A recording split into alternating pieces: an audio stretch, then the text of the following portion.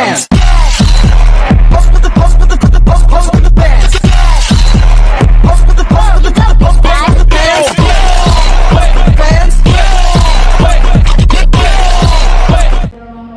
Assalamualaikum warahmatullahi wabarakatuh. Waalaikumsalam warahmatullahi wabarakatuh. Baiklah, perkenalkan nama saya Farah Nurisla. Di sini saya akan melakukan praktik magang MIPA dengan materi sastra Melayu yaitu tentang puisi. Apakah teman-teman sekalian sudah tahu apa itu puisi? Jadi dalam pengertiannya ini, puisi ini adalah bentuk karya sastra yang mengungkapkan perasaan kita, pikiran, ataupun pengalaman kita sebagai penulis puisi dengan bahasa yang indah, padat, dan bermakna. Puisi ini menggunakan unsur bunyi irama, majas untuk menimbulkan efek keindahan. Dengan lebih spesifiknya atau yang lebih mudahnya ini, puisi ini adalah ide kita sendiri ataupun pengalaman kita sebagai seorang penyair ataupun seorang penulis saat kita menulis itu adalah dituangkan ide-ide kita sendiri. Misalnya kita membayangkan perasaan kita sedang jatuh cinta, pastikan puisi yang kita tulis itu perasaan kita tentang jatuh cinta. Yang berikutnya itu ciri-ciri puisi. Ciri-ciri puisi ini adalah yang pertama, bahasa yang indah dan memiliki makna yang mendalam. Bahasa setiap seorang puisi atau penyair pastilah memiliki makna yang indah, sebelum apapun itu puisinya pasti memiliki makna yang mendalam. Yang kedua yaitu diksi yang dipilih dengan cermat. Diksi setiap penulis itu pasti memiliki kata-kata yang indah atau memiliki makna yang mendalam setiap baitnya. Yang ketiga yaitu menggunakan majas ataupun gaya bahasa. Di sini pasti banyaknya majas dalam puisi ini. Contohnya majas personifikasi, yaitu mengandai-andaikan sebuah pohon dia hidup bisa berjalan di dalam puisi tersebut. Yang keempat itu memiliki irama dan rima. Saat kita membuat puisi, pastilah kita membayangkan irama dalam kita membaca puisi itu. Misalnya, oh guruku, pasti ada iramanya. Yang kelima itu bersifat imajinatif. Yang di sini maksudnya itu bersifat luas, sesuai imajinasi kita. Kita mau tiba-tiba tentang pohon, tiba-tiba saja tentang mawar, misalnya seperti itu. Yang keenam itu tersusun dalam baris terbaik. Biasanya terdiri dari 4 baris, 2 bait, ataupun ada juga tipografinya berbentuk muka orang ataupun berbentuk peta ataupun love. Yang berikutnya itu unsur-unsur puisi. Unsur puisi di sini terbagi menjadi 2. Yang pertama itu unsur puisi. Yang pertama diksi, yaitu adalah kata. Diksi ini adalah kata-kata yang digunakan oleh penyair. Misalnya kata makan, minum itu adalah sebuah diksi. Yang kedua itu majas. Majas ini adalah gaya bahasa yang tadi saya bilang majas ini terdiri dari metafora, senilai, dan personifikasi dan lain sebagainya. Yang ketiga yaitu imaji. Imaji ini adalah imajinasi tadi yang menimbulkan gambaran ataupun pikiran kita terhadap pembaca, yang dimana pembaca ini akan membayangkan apa yang terjadi saat kita menulis puisi tersebut. Yang keempat itu rima, persamaan bunyi, yang dimana di setiap puisi ini adanya irama-irama tertentu. Yang kelima itu tipografi, ini adalah bentuk penulisan, misalnya 4 baris tadi yang saya sebutkan tadi, bentuk peta ataupun lurus, itu terserah oleh seorang penulis. Yang keenam yaitu kata konkret. Kata konkret ini yaitu menimbulkan asosiasi makna, yang dimana makna yang kita tulis itu menjadi asumsi oleh pembaca, asumsi lain berbeda dengan pendapat kita.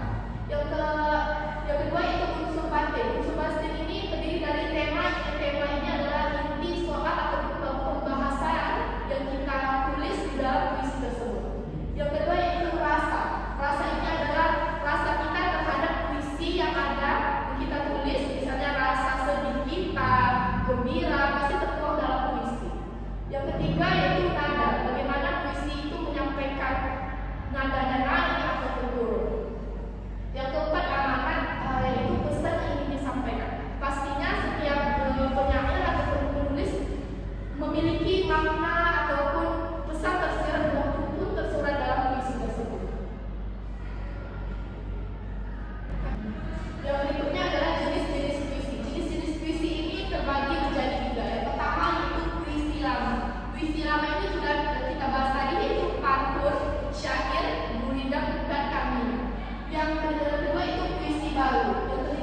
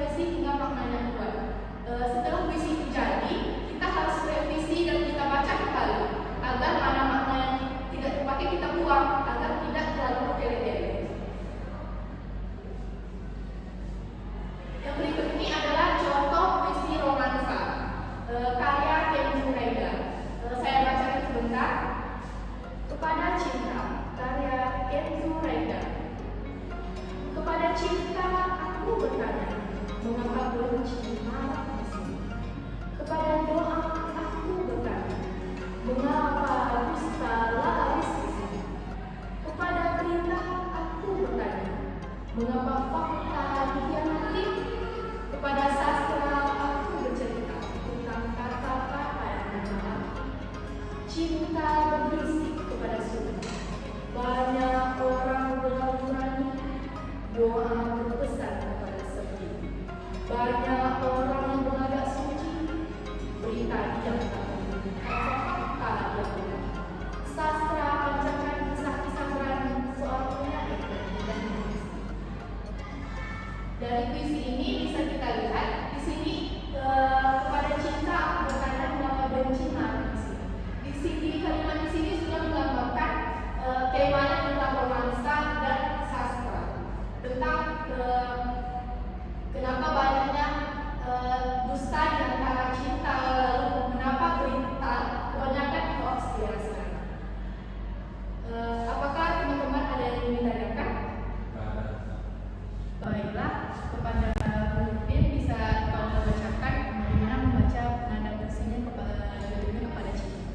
Kepada cinta aku bertanya, mengapa benci marah di sini? Kepada dua aku bertanya, mengapa dusta laris di sini? Kepada berita aku bertanya, mengapa fakta dikhianati? Kepada sastra aku bercerita tentang kata-kata yang berubah. Cinta berbisik kepada sini, banyak orang bilang berani. Tua berpesan kepada sini, banyak orang berlagak suci. Berita dia tak berbunyi, tanpa fakta ia pun mati. Sastra panjangkan kisah-kisah berani, seorang penyair dan indahnya. Baiklah, silakan Pak untuk membacakan puisi kalian sendiri. Di ruangan kelas yang tak pernah mengerti rindu, ada sesuatu yang diam-diam kubu di antara baris materi yang kau jelaskan. Seperti buka yang nekat-nekat di sela buku, tebalnya tugas yang tak pernah habis. Suatu yang seharusnya hanya menjelaskan teori, entah bagaimana menjadi irama yang berkaca namaku diam-diam dalam dada yang tak siap. Kau berdiri di depan kelas dengan tetap yang selalu tenang, seolah dunia bisa kau rangkum dalam satu penjelasan sederhana dan yang ayah duduk di bangku kedua, diam-diam menghafal gerakan baru, senyum dan jeda kecil saat kau mencari contoh yang paling tepat. Terima kasih kepada Pak dan Nuril sudah membacakan visi-visi karyanya. Sudah sampai penghujung, terima kasih telah menghadiri praktik mengenai kami. Saya ucapkan terima kasih. Assalamualaikum warahmatullahi wabarakatuh. Waalaikumsalam